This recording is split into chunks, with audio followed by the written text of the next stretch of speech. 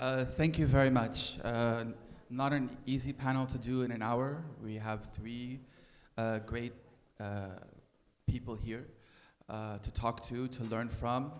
And I mean, the panel has a big ambition to confront, to explore notions of emergence beyond conventional frameworks of postcolonialism, nation building, modernity, and economic development. Just to review that, that it's quite a, well, all very important, all important to confront still.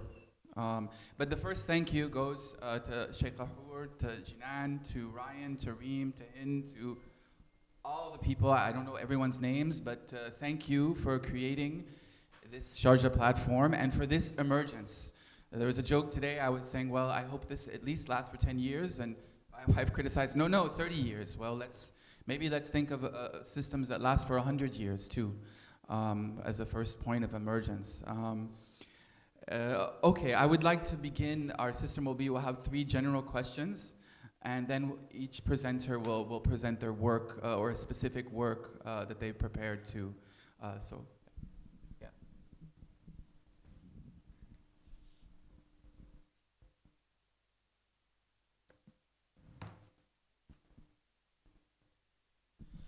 The first clip was an interview by an Australian journalist, early 70s, with a well-known Palestinian novelist, political activist, Ghassan Kanafani.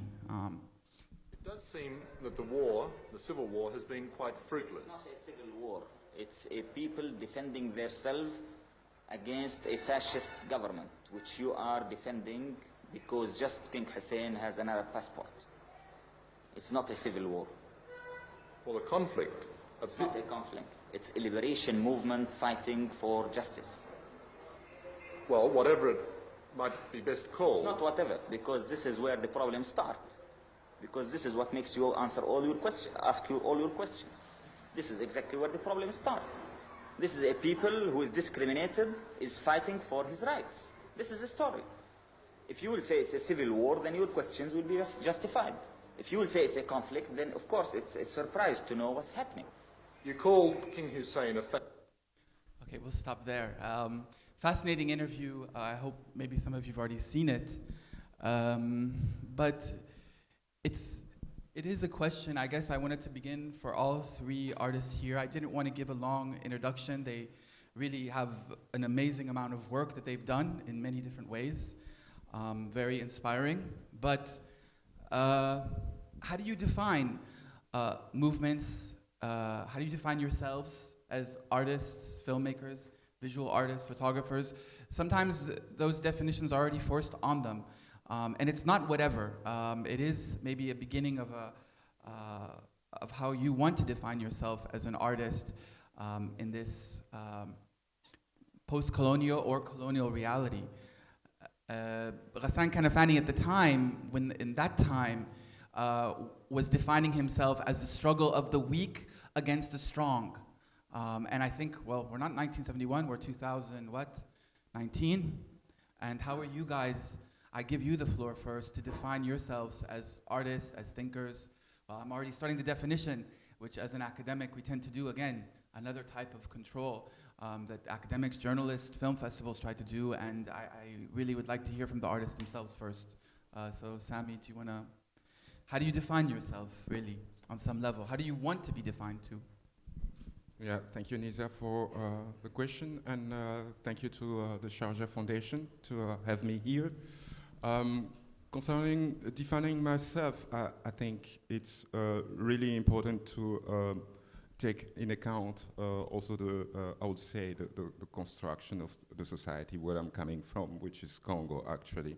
And when we start to talk about Congo, it's also the invention behind the situation that was done, of course, in 85 by the Belgian, by Leopold, in a way. So I have, of course, this influence of the fact that the society is still reproducing the same process of considering the boundaries, the frontiers that have been constructed, and all this alienation around this the colonial system. But still, what is interesting for me, it's how do I define myself, and how do I also analyze all those elements and influences in order to go out of it. So I'm not, I can't define myself, but it's an ongoing research that I'm doing around the construction itself, in a way. Yeah, fascinating. It's a becoming otherwise. Okay, excellent. Raya. I'm Raya Martin. I'm a filmmaker from the Philippines. My engagement is with cinema, or what is the cinematic. So I think like with the components of film, it's like it's close to world building. It's like having the elements of space and time to create or to conjure a certain kind of consciousness. And for me, it's interesting to kind of talk about world building in association with my identity. What are the elements that come into it, social, political, cultural aspects of it, of being Filipino. And I think that the question that is kind of defining and redefining over and over again is how to tell these stories in different forms. Because to define like the Philippines or where the roots of the history of the Philippines comes from is like a long, complex history of different colonial masters and geographical politics. And so I feel like this question kind of like always redefines itself and always engages with a different kind of language depending on the space and time that it is being asked. Another interesting way of dealing with that question of definition. So it's always reformulating, recreating itself as time goes, resisting in different ways probably as colonizations change too. Thank you, Raya. Kamal. I think for me, definition is something that I deal with all the time. Surely it begins with the fact that I was born in Palestine. I felt that this is my country, this is where my parents came from, my grandparents came from. But I lived the life, I felt like an immigrant in my own country. And I remember in my childhood, many times, I felt that I am an observer. I am someone who always was at the edge of the frame. Finally, when I started making films, this is the subject which fascinated me, to be at the edge of the frame, which is finally, in fact, the natural place to be, to look at things and to reflect on things. I think once we start working, once we start producing, we get into conflicts. I remember that making my first film was very difficult. It was a film commissioned by the German TV station. And I made a film about going back. I was living back then in Cologne. I was studying there, and then I went back to Ramla and Jaffa, where I grew up, and I made a film about going back. And when you go back to the first place. You film your family house and the places you grew up in. And I came back very excited because I thought, wow, I had amazing footage, because I really managed somehow to put together images and sounds that reflected my state of mind, what I felt back then. And then I came back, and then I started editing, and then the commission editor would come in and watch and take notes and ask me to change things. So I would try to explain. I gave him an Edward Said book, to read about the Palestinians, but it didn't help. And one day he tells me, but your family, they don't look Palestinians, they look Italians. Why do they speak so softly? So I understood, that he was expecting me to provide him, to confirm again his perspective of the Palestinians as they are seen and found on TV and the newspapers. Most of the time you are seeing a picture of a Palestinian on a newspaper or on a TV. He's screaming, he's in hysteria. It's just an attack happened. But this wasn't actually what interested me in cinema. It was the daily life. It was the poetry of daily life. So, in fact, this was the moment where I defined myself as a filmmaker and who I am. And there wasn't a difference between growing up in Palestine as an immigrant and working in certain conditions where you are not really allowed to be who you are. You are actually required to provide a certain image and understanding. And then you have to define yourself. Great, great. I mean, also great poetic thing, defining yourself at the edge of a frame, and a lot of great things came out of that. Okay, second slide, yes.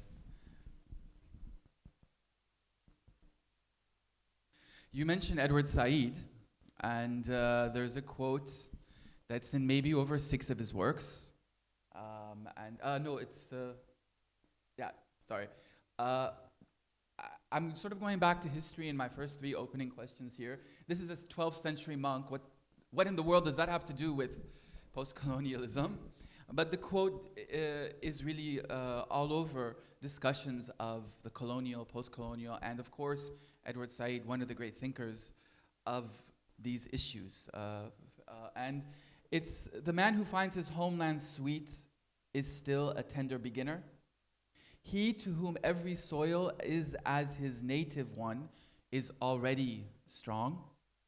But he is perfect to whom the entire world is as a foreign land.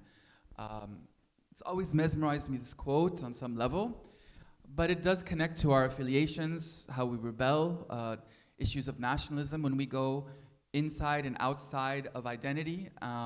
It's an issue for, I think, all writers, artists, filmmakers in the struggle of emergence. And if you guys would like to respond to this question of affiliation, or when do you feel tied or not tied to it? When is it a difficult issue in terms of becoming the artist too, or being on the edge of the frame, or reformulating the question? Yeah, if you want. Yeah, I think it's related to the first question in terms of identity in a way. Because as I say, I grew up and I was born in Congo, in Lubumbashi. And now I'm living in Brussels, and I'm in between Brussels and Congo, but also, moving around the world because of my work, of course. But being in Brussels, in a way, it's a kind of, it can be considered as a sort of a schizophrenia in a way that it's also the metropole that colonized Congo in a way. But it's interesting also to be there and going through, as you said, about archives, just going through archives and also understanding the way that the system of Congo was created in a way, and the way that the Belgians still consider that Congo it's an entity in a way, but at the same time, when you're in Congo, you can also see how borders are sort of really not real, because you have also communities that have been divided by those frontiers. Right. And there is another relation beyond nationalities or whatever that you can think, because we have like 9 borders in Congo with different countries. And people divide themselves in another way than just what has been created in sort of geographic politics and economical system.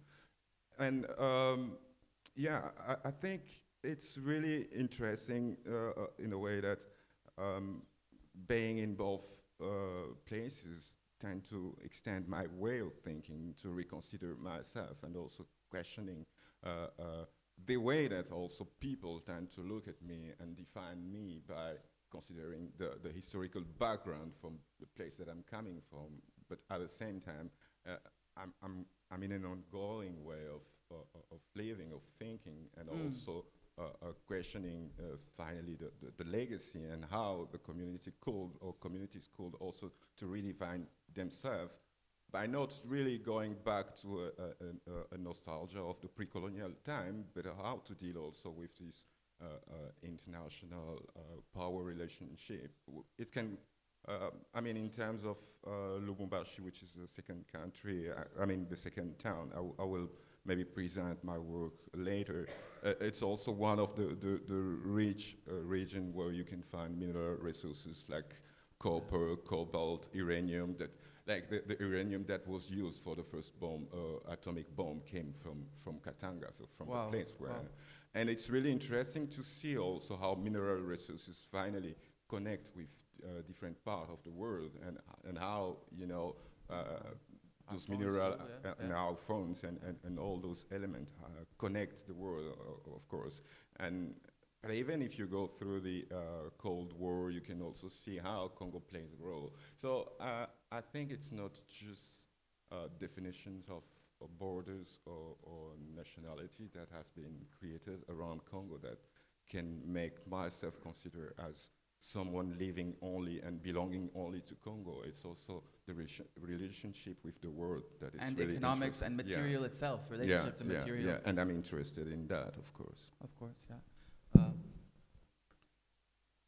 For me, I see filmmaking as a way of life. It's not a profession, in fact, and in that sense, I always also find myself begin again my daily life. I take notes all the time. I see things and I write them down. They remind me of other things that I experienced. And I see myself as a collector, basically. I collect images, I collect feelings.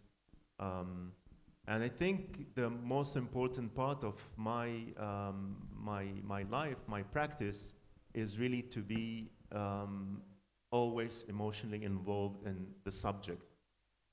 And from this experience, I learned that when you are emotionally involved in the subject, things happen accordingly.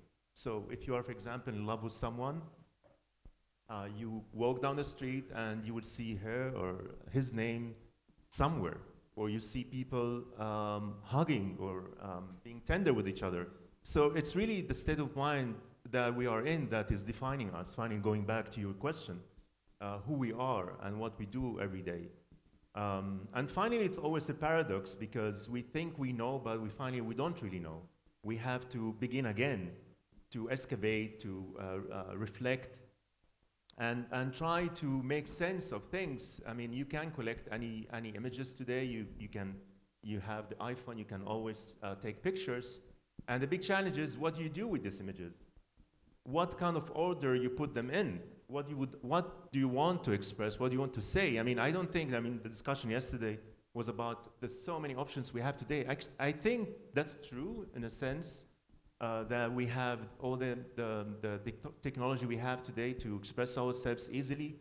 And it is the dream of many filmmakers in the 70s to have a camera which is like a pen that you can put in your pocket. But in fact, at the same time, we are not able anymore to distribute these films that we could do with the iPhone, because there are big companies, there are distributors, there are sales agents, they are controlling the whole world. And you have to find your way through this maze of superpowers existing today. And I mean, you can talk about this probably as well in the world of cinema. And this is the challenge we have, how to really bring our vision into the world. And it's becoming more and more difficult. I mean, the last film that probably some of you have seen, Roma, by the Mexican director, it took him 7 years to finance this film. And even after he has made Gravity, which was a huge success, nobody wanted to finance a film which was personal. And finally, another giant superpower, Netflix, financed the film. But even for him, it was really difficult to make this film. So it's not easy to make films to, the kind of films that I make, that probably you make as well. I think personal films. Yeah, it's not easy to be completely independent. Exactly. It's interesting that you bring up this idea of like consciousness and how it kind of like mirrors what you think is like how the world appears to be or kind of like creates itself. With regards to like the idea of like this creating, I wanted to bring up, like I was gonna bring it up in my presentation later, but when you mentioned about this quote earlier, there's this Benedict Anderson quote that I really love with regards to like imagined communities, and he says like what the eye is to the lover, that particular ordinary eye he or she is born with, language, whatever language history has made his or her mother tongue, is to the patriot. Through that language encounter that mother's knee and parted with only at the grave, pasts are restored, fellowships are imagined, and futures dreamed. And I've always been curious about this idea of, for Filipinos, like the idea of code switching and like how, because English is, you can say that it's a second language, but it's also a first language. And you kind of like, we have probably almost 200 like ethno-linguistic groups in the Philippines, and it's only been for the past maybe less than 100 years that in the mainstream that we talk about, 2/3 of it, we talk about like regionalism only recently, and you have Tagalog, which is like the center of the government, but also the language and history that has created all these narratives, sort of like dominating the whole history. And for me, it's like kind of, do we take part in like 200 ideas of ourselves, or do we just make one going all throughout, engaging with like different kinds of history all around us? Always breaking it up. Right. Excellent. And to third slide. Oh, wow. Okay, great. Jinan is amazing. I'm not going to read this out loud. It's a long quote. Who needs to read quotes, long quotes on PowerPoints more than people do? So I won't do that. But it is from one of the great thinkers of the post-colonial, of emergence, of the third world. We began with Ghassan Kanafani, who was a great artist, part of the non-aligned movement. He was meeting, before he read that quote, with people from the Philippines, China, Africa, as a movement, as a belief system. And I think we might be still in that phase, or we've really had different types of ups and downs, obviously, like history has. It's not exactly linear. But this quote, really, the question I have for you guys is, because all of you are in a poem that Sammy used, digging history, excavating history, filling in lacuna or gaps of history in Kamal's work, ruptures in history, rewriting Filipino history. I mean, a lot of times subverting Filipino history is what one article writes about Raya's work. Again, sorry on the name pronunciation. I put the emphasis in the wrong place always. And Fanon here in the quote is talking about anger. And we still have a lot of anger about this past, about how it's been misrepresented, whether it's here in the UAE with many issues of the past, colonialism, stuff like that, and whether it's in the regions that all three artists here represent. But I think what's unique and what I was trying to find that connected them is that there's something new about how they deal with their anger in their filmmaking or in their art that was quite different than the era of Kanafani, or if anyone's here from Latin America, Solanas and the Third World Film Movement and those other movements all over the world, also in India and so on and so forth. And so the question is sort of from the heart.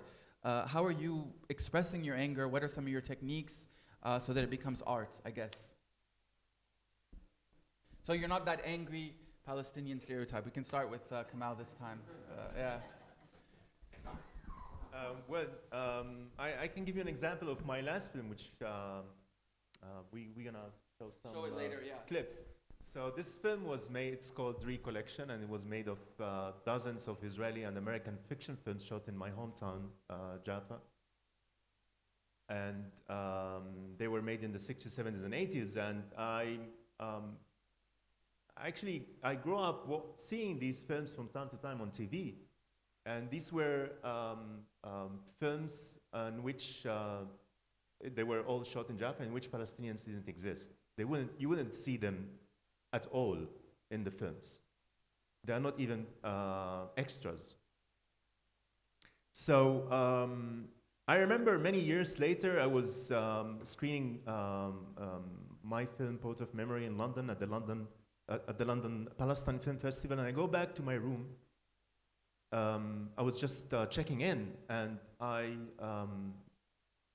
arrived to the room, and I see, you know, on the TV, you have this welcoming sentence, welcome. So I changed it, and I went to take a shower, and I came out of the shower, and I see Delta Force, starring Chuck Norris, which was actually a film that was shot in Jaffa in the 80s, Jaffa as Beirut. And as a child, I actually saw the film crew of the shooting of this film. I never seen the film before, so I sat and I watched it. And surely, you know, I was so, I mean, I was angry, surely, because it's a film in which basically your hometown, your birthplace, the place of all your memories is being life destroyed in front of your eyes. So the producers of these films, they basically took Jaffa and used it, you know, as Beirut during the Civil War. And in one scene, the municipality of Tel Aviv even gave the film producer permission to use real-time explosion for the film. It wasn't a special effect that, you know, people do today, you know, with After Effects you can do explosions. No, it was really cinematic violence being practiced against the city of Jaffa and being actually destroyed. So you imagine, you watch this, and this is what people, millions of people have watched. I mean, all of you know Chuck Norris, right? I mean, Maybe not anymore. I don't know. No, not anymore. Now he Thank does. God, thankfully, people don't know. So I started thinking of Chuck Norris and, you know, Sylvester Stallone and Van Damme. All these people came to Jaffa. Schwarzenegger, yeah, or maybe, yeah. As actually occupiers, right? And while watching this film, again going back to this moment, I was like waiting for him, Chuck Norris, to move, because I wanted to see the street of my childhood, and he wouldn't move. So I thought I should remove him, you know. So I had this idea of actually making an entire film with removing all the actors from the foreground.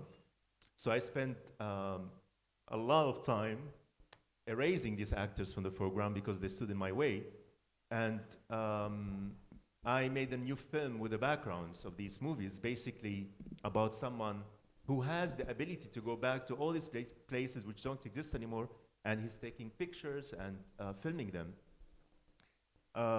So yeah, I mean, there's no anger to be seen there in the film. I mean, the film is very quiet. Yes. I think it's very tender, very sweet and tender, as Edward Said says. Yeah.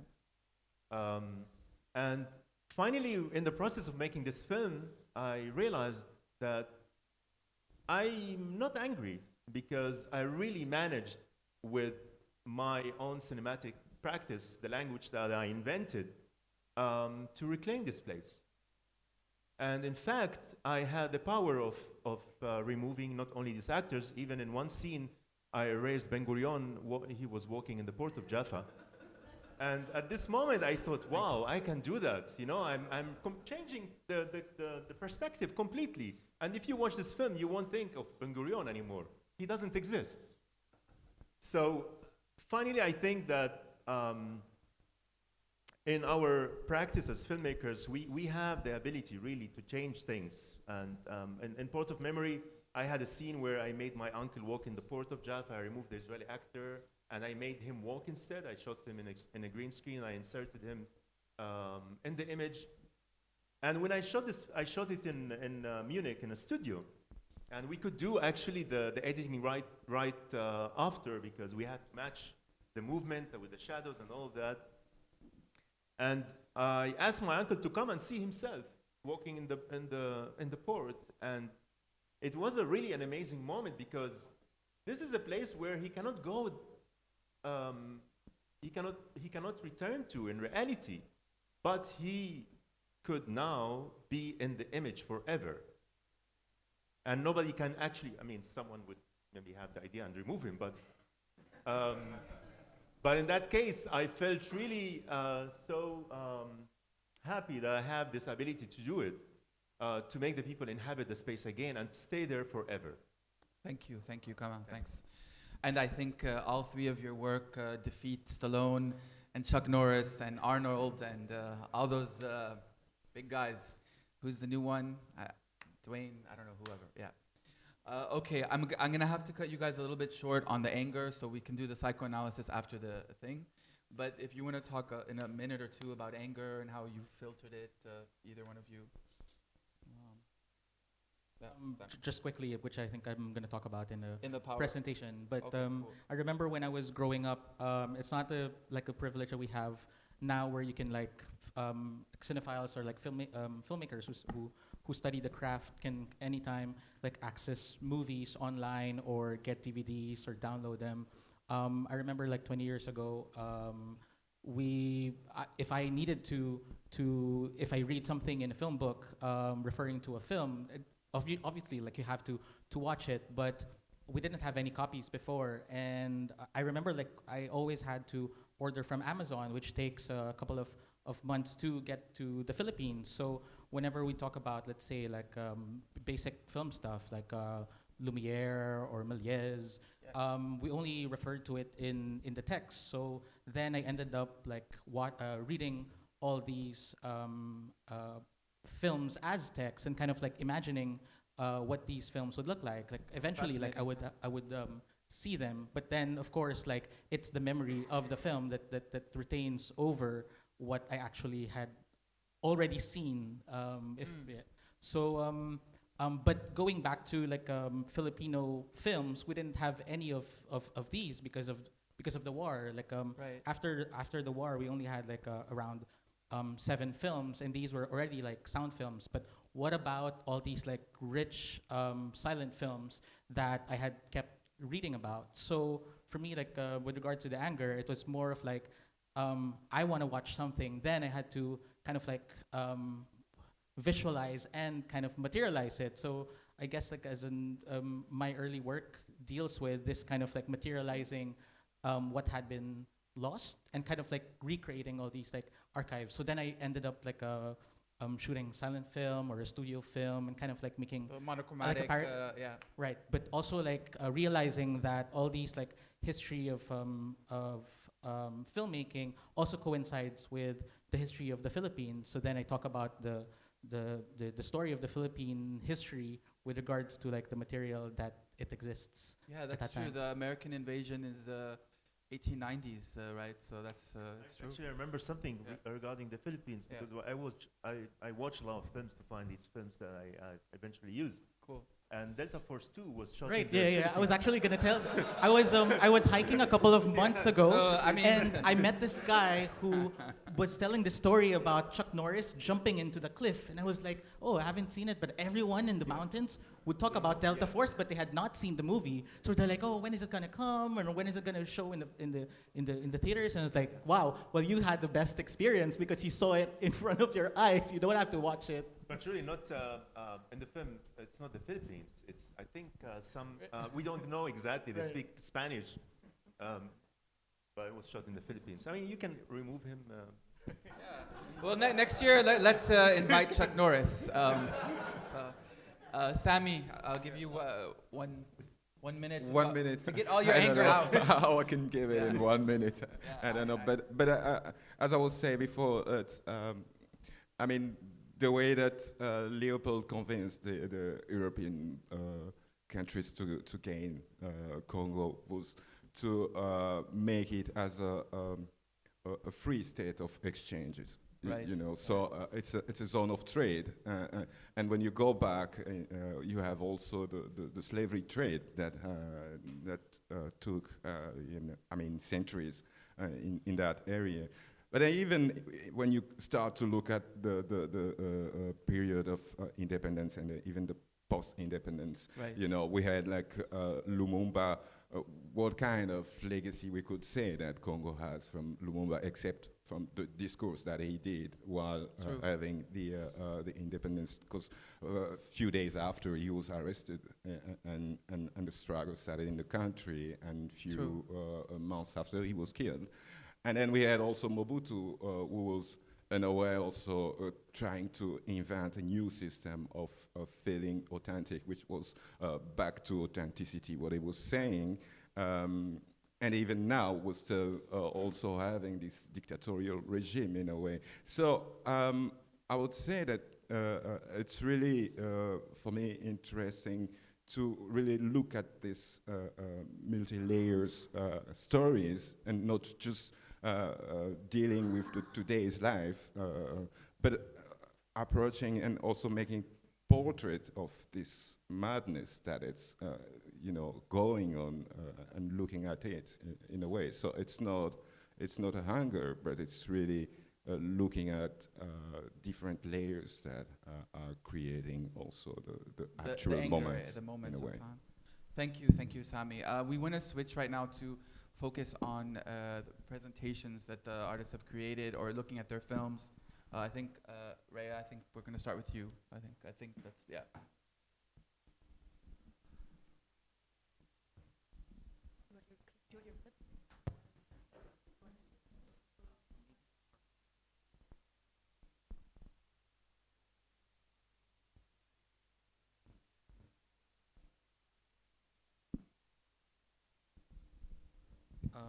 Yeah, so I mentioned earlier like the idea of like telling a Filipino story, and really the problem of defining this concept of a nation is a problem of defining our identity. So just to kind of like quickly encompass the history of the Philippines, we had a Spanish, we had American, we had Japanese, we had like a Dutch colony for like maybe a year or so. But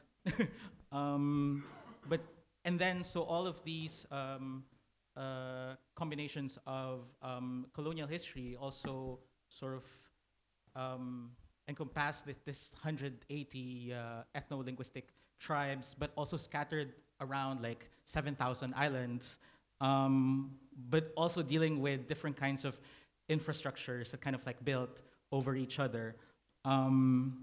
So that the first Republic of the Philippines was established in Manila. I think that's what everyone knows of the Philippines, and that's where the Tagalogs, one of the biggest ethno-linguistic group, comes from, because the early kingdom of pre-colonial Philippines settled there, so that the Spanish, the Americans, had to deal with Manila as a space of creating these wars or engaging with each other. This is one of my favorite images. It's produced by Edison, an Edison manufacturing company. It's called Advance of Kansas Volunteers at Caloocan. So when the Americans found out that there was like a big market for patriotism during the Spanish-American War, they had to market it, Americans being Americans, and they had this brilliant idea of creating newsreels to build support for the narratives of war. So, but of course, they couldn't come to the Philippines to shoot the actual war. They ended up shooting these short clips in New Jersey. And so instead of Filipinos, they had African Americans as extras for Filipinos. So ironically, like these creating the war kind of obliterated this film archive of the Philippines. Not much people know, but because of this demand for narratives, the Philippines was like the center of cinema in Asia in the early 19th century, early 1900s. So that, interestingly, actually, when the Japanese came to pilferage all these film reels during the Second World War, they had actually stolen all these American films and taken to Japan to teach them about filmmaking, the craft of filmmaking, so that in the chronology of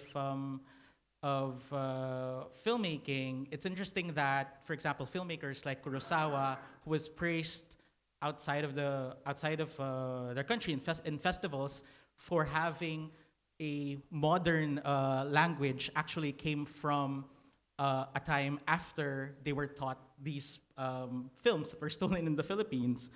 But so because of the war, we only had like, as I mentioned earlier, the reviews of the films, so that when we were talking about these missing films before, we only had translations in Spanish of these early films. These are like texts from a Swedish study on the first Filipino filmmaker. The first film was made in, Filipino film was produced and directed in 1919. And we don't have any remaining clips of this first Filipino film. So then we only have descriptions like, oh, it's too blurry or too faint. So then you kind of like just try to imagine with the synopsis and then the description of the images, that how these films existed. So then from there, in 2005, I made the. Can you guys hear me? Oh. So in 2005, I made a film called a short film about the Indian National. It's not exactly a short film, but it kind of like, I tried to mimic the style of the silent movies around that time, which was also around the time of the Philippine Revolution. But technically, filmmaking didn't exist around 1896. Like, it was impossible for us to have the apparatus in the islands to shoot the story of the people around that time. But it was interesting to kind of like hypothetically like think, what if we had a camera and what if we were shooting our own films? And it was also interesting because this was when the introduction of nationhood began. Because we didn't have any idea of the 7,000 islands existing altogether as a country back then, when the Americans came, they had to like consolidate and eventually like talk about this idea of the country, the Philippines, 7,000 islands operating as one. I wanted to show a clip.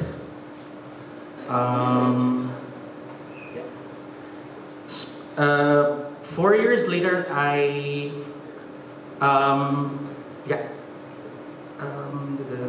film clip. I made a film called Independencia, which I'm going to show an excerpt.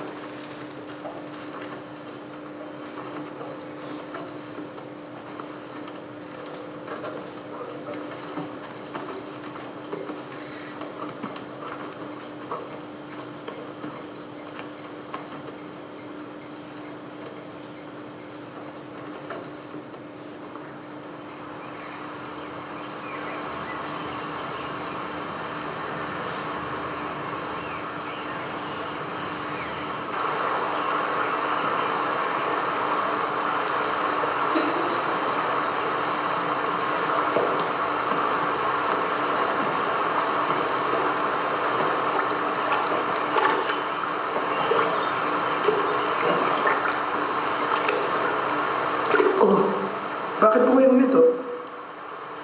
Akala ko may narinig ako. Saan po? Sus, isusok mo yan. Huwag ka mag-alala, anak. Tena.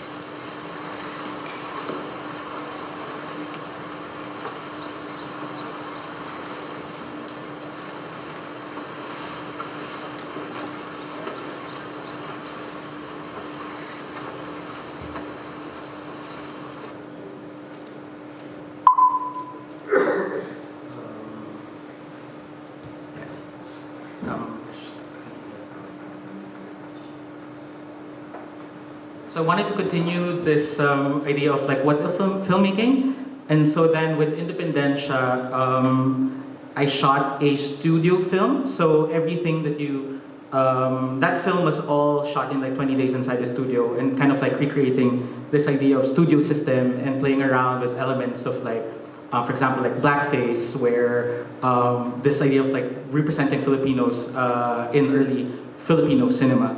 And it was about a mother and son during the American occupation, hiding from the city to the forest. So then, I think eventually when I got bored, like showing these films in festivals, me and a friend who's a programmer, a film critic and a programmer, we used to write for Querido Cinema, we organized a film festival without films called Undocumenta, which is more like oh, I have to wrap up, sorry. Just quickly, like the idea of Undocumenta. So we programmed for 4 days a film festival without films. So then when people came and they were expecting to see all these like missing films, all of the events were canceled. So then we had to create these films as sort of like a performance. So one of the events, for example, that I enjoyed is called Dream Archive, where we interviewed Korean film archivists who had dreamed of going to the North Korea Film Archive. And so what we did was we organized like an astral travel projection through meditation, going inside the North Korean Film Archive by conjuring the text of Kim Il-jung, because he's a cinephile and he wrote a text about cinema. Another thing, like we did an exhibition on the concept of Zomya. Zomya is an anthropological term about the mountainous region states in Southeast Asia that exist outside of the how do you say it? Like the control of the state in lowlands, so that they are basically like invisible groups that defy being seen. So it's interesting when we went to the border of Thailand and Myanmar to research this invisible tribes, we found out that they have oral traditions of literally obliterating their own oral traditions. So they were like about burning their own histories and books, and the metaphor is kind of like the slash and burn agriculture. I don't know if you guys are familiar with it, where people sort of like plant and burn and like move on to a next area of plot of land. Yeah. So I don't know. I don't think we have time. We move on to yeah. the next, So that's it. Thank you.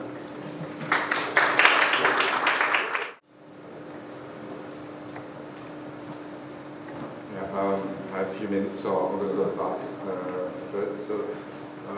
I'm going to present a project that I did with an anthropologist, Philip de Book, around this idea of urbanism in Congo. So it's a 3 years research that we were doing around the fact of we were trying to understand how the cities in Congo were evolving after the colonial urban planning that was made.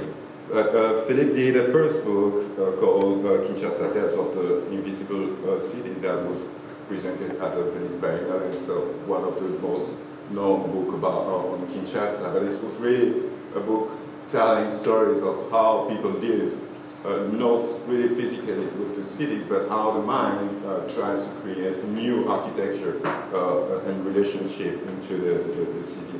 So one of the interests that we had with this new project was to see how there are also new projections, a new presentation or new dreams of utopia that are coming from government and people into the city.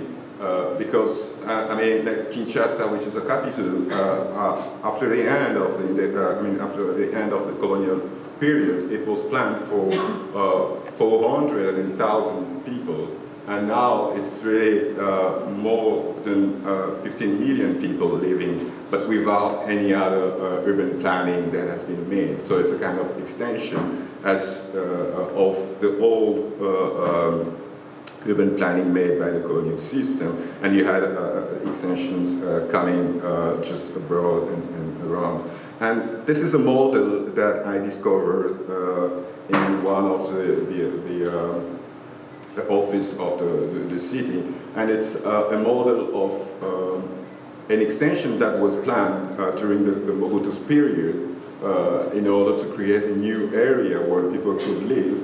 And as you can see in this model, it shows also how, I mean, this place has never been constructed before anymore, and it's an abandoned model into an office in Kinshasa. So the idea was, I mean, in my work, I'm an artist, but it's also interesting to, at a certain point, to work with other scientific in order to understand also the system and also the tools that has been used for organizing the space and the relationship and how the society is built. And these are, in a way, new constructions of, I mean, in Kinshasa that is going on in terms of extension. And in a way, also, it's inspired by the colonial architecture, but not only, it's also, and because of the fact that Europe is no longer the center, and we have also Dubai as our model, so we can see later, and people are moving around in China, in Dubai, and other places. So you have this kind of mixed hybrid architecture coming with that influence. So it's also, for me, interesting to look at it. So one of the main interests in working with an anthropologist was really this idea of exchanging experiences in terms of him as an anthropologist, as he can see the city, how he can evolve in the city, and I as a Congolese living there, how do I deal with that reality in my photography and in my work? Because I'm coming from, as I said, from Lubumbashi, which is a second town and a mining area. One of the main interests was also to understand how during the colonial period, we had three tools, or I would say three elements that was, in a way, regulating the city. So one of the things is the church, because, I mean, Congo, it's mainly Christian area, and with Catholic practice in it. And you have the mining area, as I was saying, that it's one of the main interests of the Katanga province for the mineral resources that we can find in that area, and of course, the colonial system. One of the things that I started to do, like in 2003 and 4, as a photographer, I was commissioned by the French Institute to document the colonial legacy in the architecture. So I did this kind of posters in order to promote the fact that there is a legacy and there is a colonial, there are colonial buildings that needs to be maintained and also renovated. But one of the things that while I was doing this work was also to question myself into how do I relate with these buildings in a way, and how people themselves after independence and all today, because all those buildings, some of them has been in a way used for other purposes than what they've been in a way created for. So I started also to look at the model and even the plan of the city itself. As you can see in this map, the city was really divided. On the top, you have the main European city that was just created for European city, and you have Greek in the middle, and you have a sanitary corridor that is separating black and white, and the Cité Albert below is the black community, the black city, and you can even see, and it's near also the mining area on the left, where most of the workers were going to work, and this sanitary corridor, we can even see it. We can even see it in the city as a physical violence, as an element of separation between races, and even in one of the manifests of the urban planning in Lubumbashi, it says that the sanitary corridor was really created in order to separate black and white, and it was calculated after the fly of a mosquito in order to separate the two races. And also, even workers were the one that were going in the mining area, they were obliged to catch every day 50 flies in order to have their daily food. But that was also element of, of imposition. And this is one of the work that I did, because I discovered those flies. Some of them were collected since 28 until end of the colonial system. And I discovered most of those flies into the ethnographic museum in Lubumbashi, and I started to take photographs of those boxes. And also looking at the urban planning as an element of violence and how people can relate to this. So I'm gonna stop here and end with a film, just a trailer of one of the themes that I wanted to look at, how people are also dealing with those urban spaces in order to create their own identity or to face those atrocities.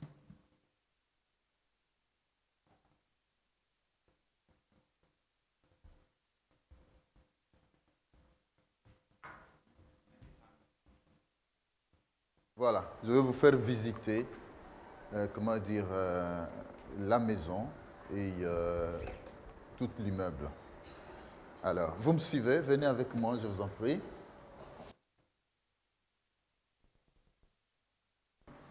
Un escalier à va-et-vient qu'on remonte facilement.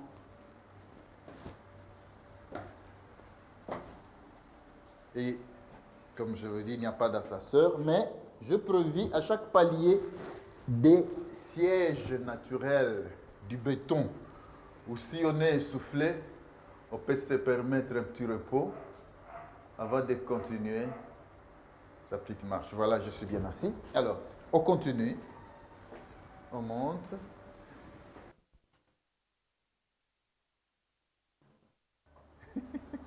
Encore un chantier. Mais il faut que j'ouvre, on en fasse des bijoux. Il faut qu'on en fasse des bijoux. Parce que ça sera alors un modèle pour tout le monde, qu'on peut valoriser chaque espace, qu'on peut améliorer chaque chose, renforcer toujours davantage la construction, en ayant les soucis de tout réunir. Même les portes, les fenêtres participent à la consolidation de la maison. Que ça ne soit pas une tour pour une tour, mais une tour utilitaire, habitée et habitable, belle et qui sera illuminée avec l'énergie solaire. Vivre dans le noir comme ça, c'est comme un trou noir. Alors, il faut que ce trou noir soit un trou vraiment illuminé. Vous pouvez visiter. Je vous l'autorise. Vous n'avez rien à cacher.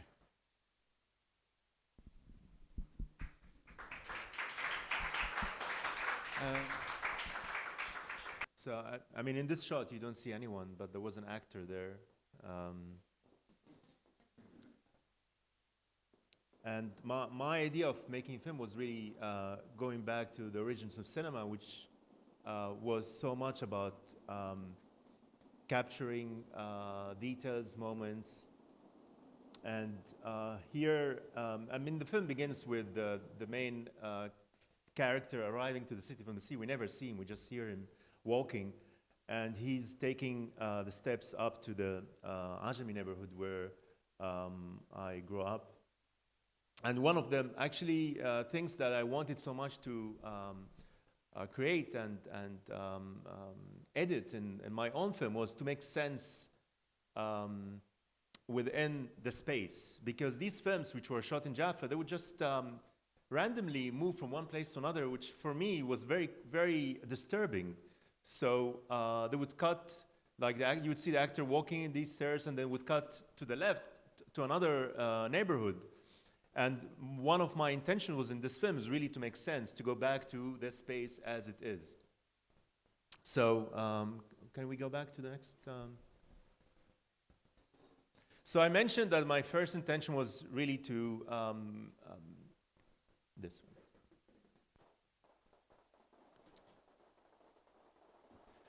So in these films, and this is material that I have from a musical, an Israeli musical shot in 1972, where I discovered basically people who were not part of the narrative in the background of the frame. So you see this person behind the wall, and he's looking and looking. And basically, in the process of making this film, which started as a photographic project, I discovered so many people who were not part of the narrative, but they were caught there. They smuggled themselves actually into the image.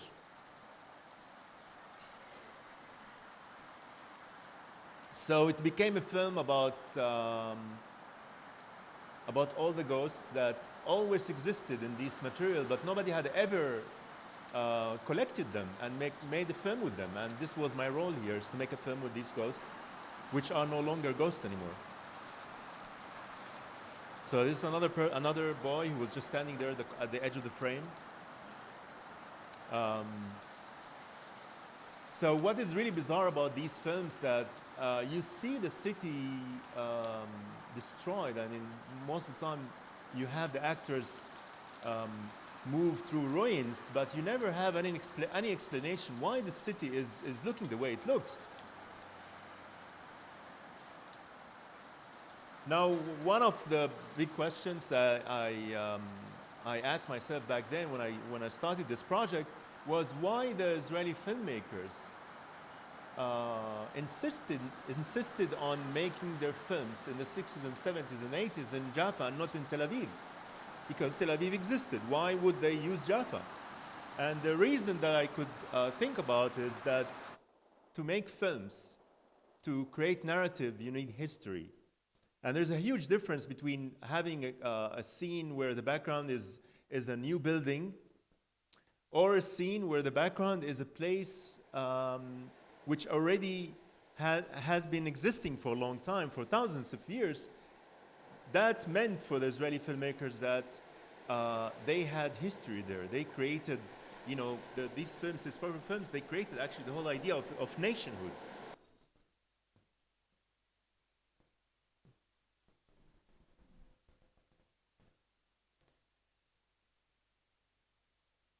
Yeah.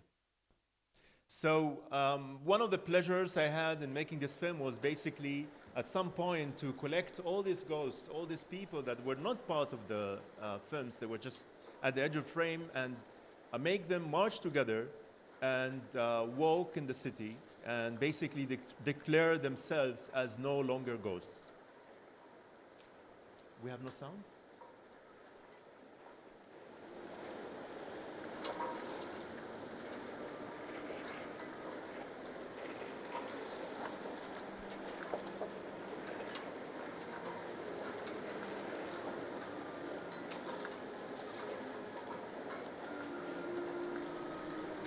So all the camera movement you see in the film is a camera that I made actually it was made with a computer,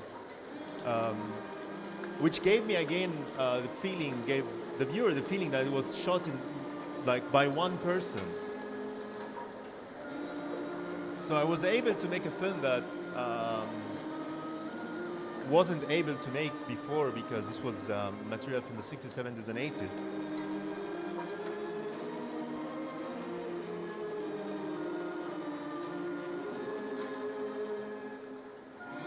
This is an Egyptian music. It's called Return of the Mummies. And it's really quite interesting, the style of the music. I mean, I love the music, and then I discovered the title. Because basically, this film is about really the mummies coming back. You know, this is the origin of you know, the complex we all have to stay forever, right? And this is the origin of photography.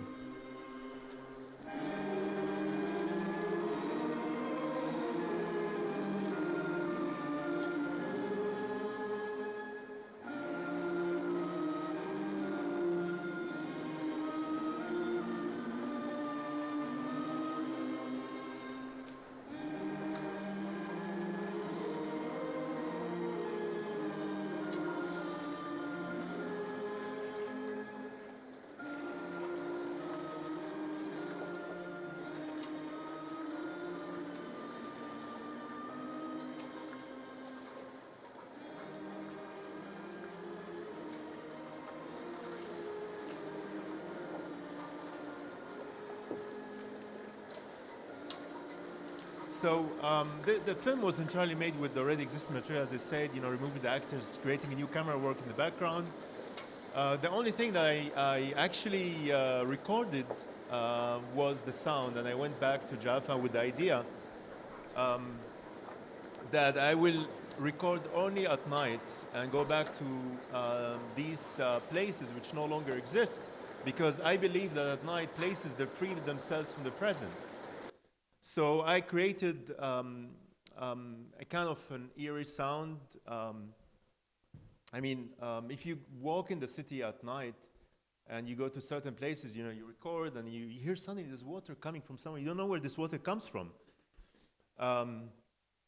And sound of my apartment in Berlin, because this film was about someone dreaming. So if he's dreaming, he must be somewhere.